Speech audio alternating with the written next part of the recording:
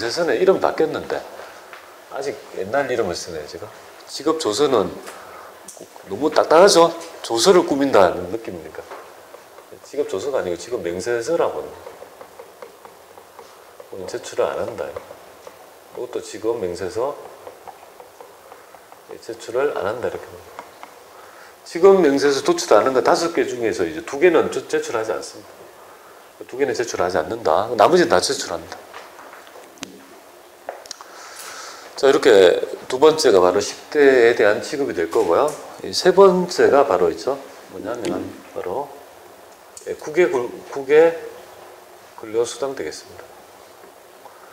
세무 2급에서는 출제된 적이 별로 없는 것 같습니다. 이 비과세에 대한 있죠. 얘기가 잘 되지 않았는데요. 간단히 추려보면 이 외국에 근로하는 분 있죠. 외국에서 근무하시는 분들에 대해서는요. 이걸 좀 비과세 해주는데 두 부류가 있습니다. 일반 직종하고요. 일반 직종은 100만 원, 월 100만 원 비과세 해주고요. 월 100만 원 비과세 해주고. 좀 해외에 계신 분 중에서 여러분이 알고 있다시피 뭐 이렇게 좀 험한 일을 하시는 분 있죠. 외국에서 근무하시는 분 중에 험한 일이 뭘까요? 이렇게 해외 건설 노동자 있죠. 네, 해외 건설 노동자하고 건설 노동자, 그 다음에 해외 선원 있죠. 원양어선 타고 하시는 분 있죠. 선원 이런 거는요, 월 300만 원 있죠. 네, 비과세하고 있다 이렇게 보면 되겠습니다. 사실상 그지 뭐야, 그지 뭐 세금 한 푼도 안 내겠다는 의미다, 그죠? 원양어선 타면 얼마 주는 줄 아세요? 연봉 한 5천만 원 정도 될 겁니다, 제가 알기로는. 네, 그 정도 줄 건데요. 300만 하고 나머지 빼면 거진다. 세금을 안 매겠다는 기준이고요. 출제 잘 안 됩니다. 출제가 잘 안 되고. 요거는 직업 명세서를, 그죠? 제출하도록 합니다. 제출해봐라. 이렇게 되어 있습니다. 네 번째가 뭐냐면 바로 연장 근로수당 되겠습니다. 자, 이거 오바차지라 하죠, 그죠?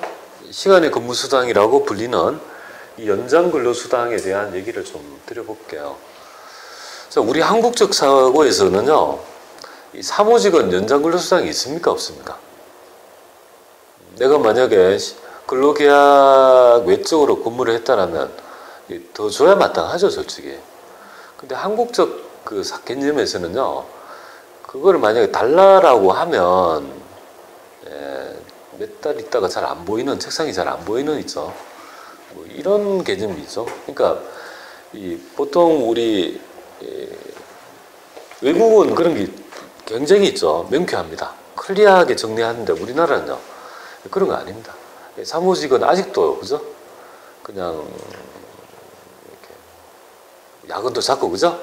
그렇다고 오바차지를 요구할 수 없는 그런 사회적 풍토에 있다 이렇게 보면 되겠습니다.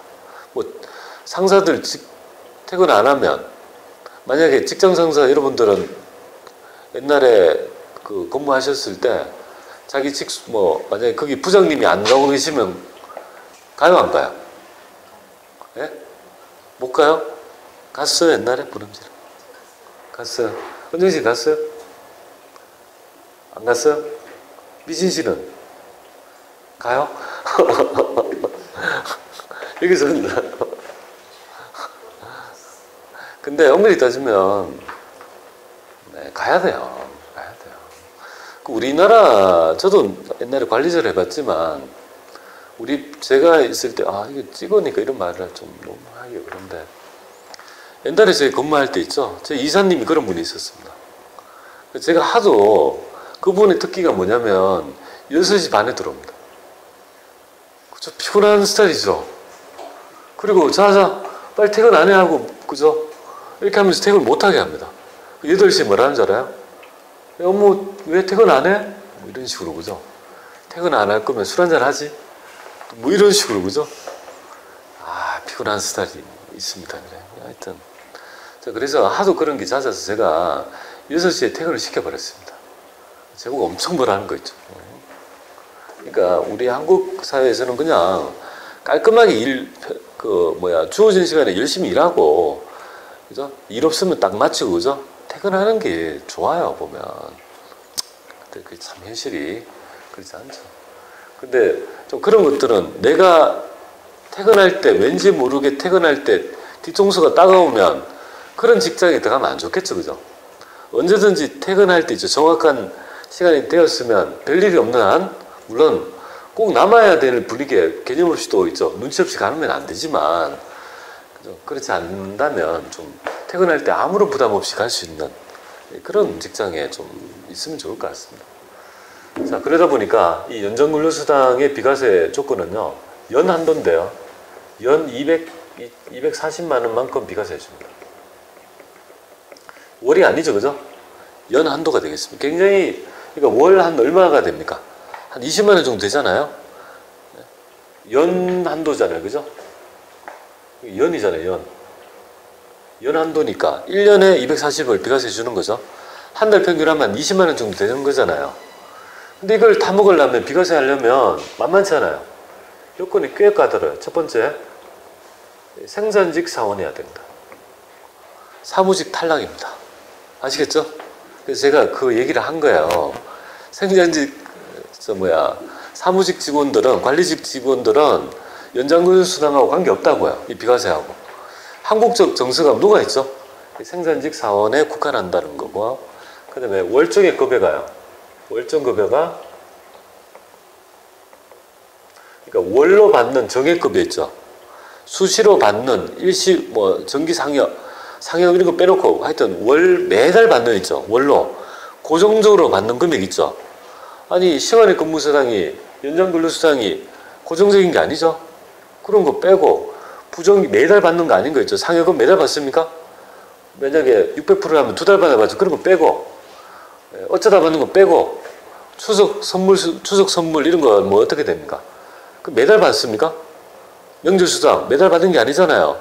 그런 거 빼고 하여튼 매달 찍히는 있죠. 월정액 월정급여액이 150만 원 이하여야 됩니다.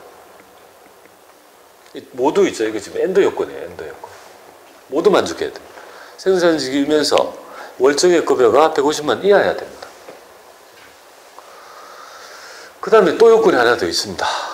세 번째 요건이 굉장히 강하던데, 이렇게 되면 이걸 누가 다 먹는지는 모르지만요. 이 직전 연도 있죠.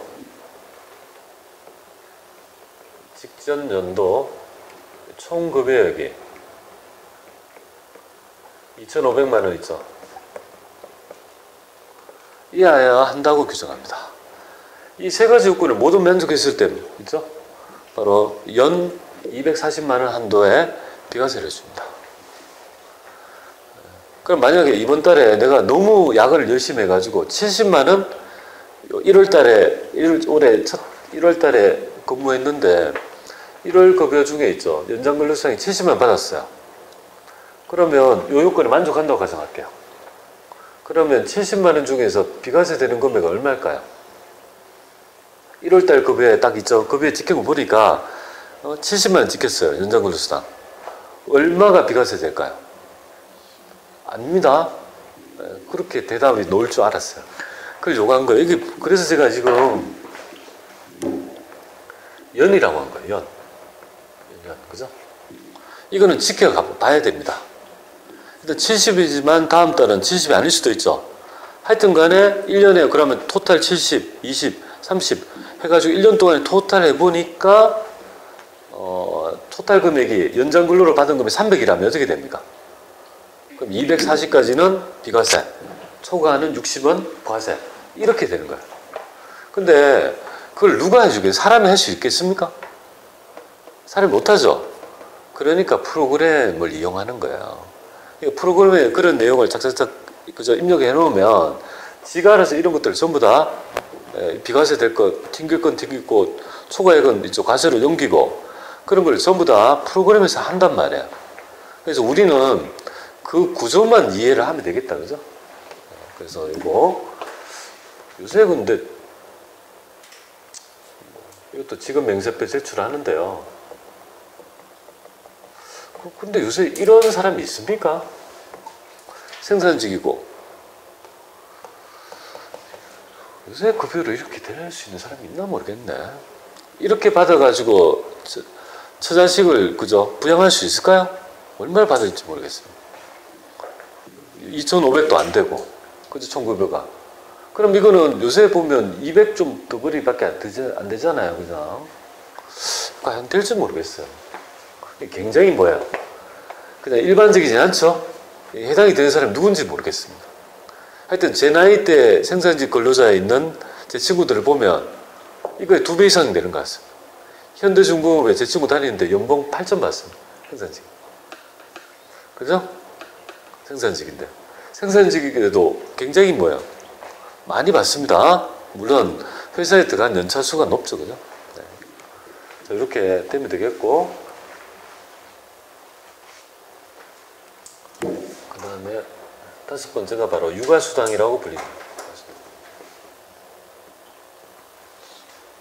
자, 육아수당은 요건이 뭐냐면 이거 월 10만 원 비과세입니다. 비과세 해주는데요. 이 요건은 딴 게 아니고 이 근로자의 자녀가 있죠. 자녀가 만 6세 이하의 자녀만 있다라면요. 월 10만 원 비과세 해주고 있습니다. 이거는 인원수와 관계없습니다. 관계없다. 관계없습니다. 그러니까 만약에 5세, 3세 그래서 이거 2명이라도 뭡니까? 2명이라도 월 얼마? 10만 원 비과세라는 걸 인당 개념이 아니에요. 월 10만 원 비과세다. 2명이라도 그죠? 내가 지금 자녀가 2명이라도 한 명당 10만 원이 아니라는 사실을 좀 이해하시면 좋겠습니다. 그리고 이것도 지급 맹세서 있죠? 제출하게 되어 있습니다. 제출한다 이렇게 보면 되겠습니다. 여기 그죠? 5가지가 지금 있죠. 우리 여러분의 시험 범위에서 체크해야 될 있죠. 비과세 5종이 되겠습니다. 그러면 여기서 제출하지 않는 있죠. 비과세는 뭐가 되겠습니까? 미제출 비과세는요. 이 2개. 차량 자가운전 보조금하고 식대는요. 제출하지 않습니다. 명세서를 내가 지급을 급여 지급할 때 있죠. 지급한 명세표에 포함되지 않고 나머지는 한번 지급을 하도록 규정하고 있다. 이렇게 보면 되겠습니다. 근데 요거는 여러분들 보세요. 자가운전 보조금에 나중에 그 코드를 우리가 걸 때 있죠. 나중에 뭐 월요일 날 얘기가 되겠지만 요건이 안 되면 구분을 과세를 해야 되죠. 요거는. 요것도 있죠. 식대도 요건이 안 되면 과세를 해야 되죠. 이것도 마찬가지입니다. 근데 이 연장근로수당은요. 코드를 항상 비과세 코드를 적는다. 항상 비과세 코드로 입력한다. 이렇게 보시면 되겠습니다. 그 이유가 왜 그러냐면 지금 이 요건 있잖아요. 생산직이지 아니냐 있죠. 이런 것들을 사원 등록에서 하게 돼 있거든요. 그러니까 코드는 사람마다 우리 회사 중에서 이 요건이 되는 사람이 있고 또 없는 사람도 있을 거 아니에요. 생산직은 되고 생산직이라도 이런 요건이 맞아야 될 거 아니에요. 그러니까 연장근로수당 자체를 비과세를 걸어놔야지 뭡니까? 앞에서 조정하거든요. 만약에 생산직이 아니고 사무직이 찍으면 요건이 안 맞죠? 그러면 어떻게 됩니까? 다 과세가 되는 거고 생산직이면요. 딱 찍으면 앞에서 뭐예요? 요건이 맞으면 비과세가 지가 알아서 들어가기 때문에 이 코드 있잖아요. 코드에 대한 성격은 항상 비과세 코드로 입력해야 된다는 사실도 좀 알아놓으시면 됩니다. 나중에 여러분들이 공부를 좀 하시다 보면 이런 질문을 해요. 저한테. 그 다음에 선생님 그 급여대장 이렇게 만들고 해서 원천징수 신고서를 보니까 급여대장의 금액과 틀린데 왜 틀립니까? 급여대장은 150이었는데 원천징수 신고서에 보니까 150이 아니라 120밖에 안 되는데요? 왜 150이 안 되고 120이죠? 이런 것들, 그죠? 20만 원, 10만 원 이런 것들은 제출하지 않거든요. 그런 것들이 나중에 이제 질문을 하게 됩니다. 그러니까 미리 좀 말씀드립니다. 나중에 곰곰이 보면 여러분의 에러를 좀 여기서 좀 줄일 수 있지 않을까 봐요. 자, 이렇게 해서 비과세 5종에 대한 얘기를 마쳤습니다.